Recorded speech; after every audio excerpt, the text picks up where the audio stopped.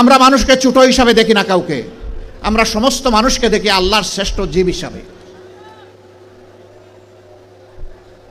আপনাদের পাশেই বিশাল নদী আছে। আমি একবার বরিশাল থেকে লঞ্চে ঢাকায় ফিরলাম সকালবেলা, সামার সিজন ছিল, গ্রীষ্মকাল। গাড়িতে উঠেছি, এ গল্প আমি বহু জায়গায় বলেছি, আমি এই লুপ ধরে রাখতে পারি না। কিছু দূর যাওয়ার পরে আমার চালককে বললাম থামো। সে বলল স্যার সামনে ময়লার ভাগাড়, দেখতেও খারাপ আর গন্ধ আসতেছে। আমি বললাম এখানেই থামো, এখানে আমার কাজ।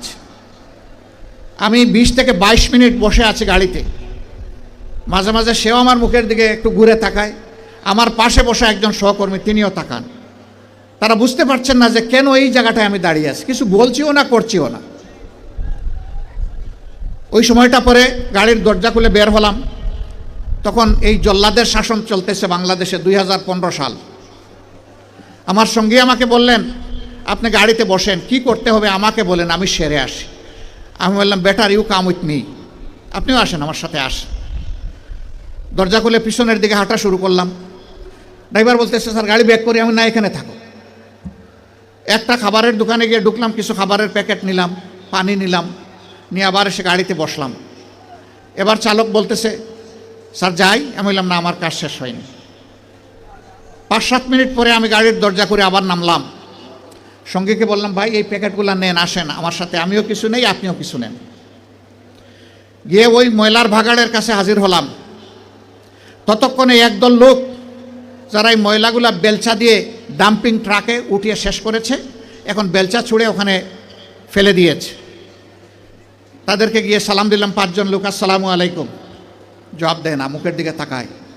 আবার সালাম দিলাম, আসসালামু আলাইকুম। এবারও জবাব পেলাম না, আবারও মুখের দিকে তাকায়। এরপরে বললাম কি ভাই আপনাদের মধ্যে কি কেউ মুসলমান আছেন? একজন ভীষণ রাগ করে বলল আমি শুধু মুসলমান না, বাকি ওরা তো সব মুসলমান। তো জবাব দেয় না কেন? বললাম কোনো সমস্যা নাই, আবার সালাম দিচ্ছি, আসসালামু আলাইকুম। এবার সবাই সমস্যারে জবাব দিল ওয়ালাইকুম আসসালাম। জিজ্ঞেস করলো আপনি কে? বললাম আপনাদের জাতি ভাই। কয় আপনি কি সিনেমা করতে আসছেন? আমার এই চেহারা দেখে মনে হয় যে আমি সিনেমা করতে আসছি। কয় না, তা তো মনে হয় না, কিন্তু আপনার কথাবার্তায় তো এরকমই মনে হচ্ছে। তো আপনি কেন আসছেন? আমি বললাম আপনাদের হাত ধুইতে আসছি। ওই শুনেন আমরা গরিব মানুষ, আমাদেরকে নিয়ে উপহাস করবেন না। আমি বললাম আল্লাহর কসম আমি উপহাসও করতে আসি নাই। তাইলে আপনি আমাদের হাত ধোয়াবেন কেন? আমি বললাম তোমরা সমাজের হাত ধোয়াও, একটা দিন অন্তত তোমাদের হাত ধোয়াই।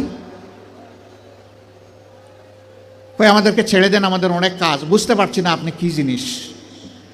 আমি বললাম যে আমি বড় শক্ত জিনিস, হাত না ধুইয়া তোমাদেরকে ছেড়ে দেব না আমি।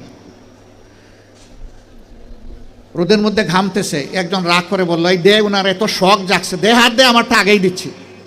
তো উনি হাত দিল, আমি ধোয়াই ঠইয়া খসলাইয়া পরিষ্কার করে বললাম ভাই অনেক শুক্রিয়া তোমাকে।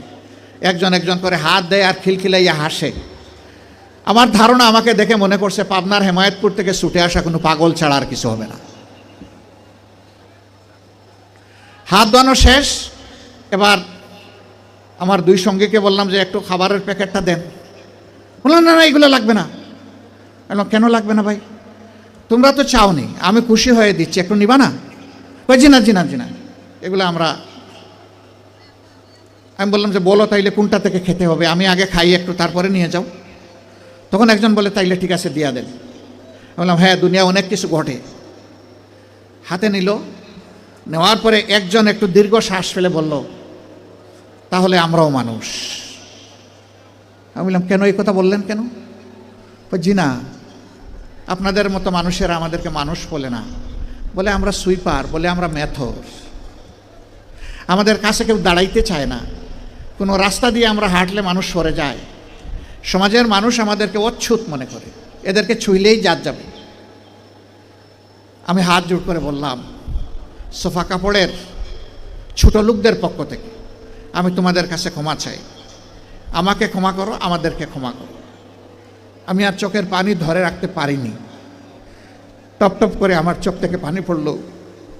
যে মানুষগুলো তাদের জীবনের পরিশ্রমের বিনিময়ে সমাজের চাকাটাকে চালু রাখে, আমরা কিনা তাদেরকে মানুষ বলি না, আমরা তাদেরকে সুইপার বলি, মেথর বলি।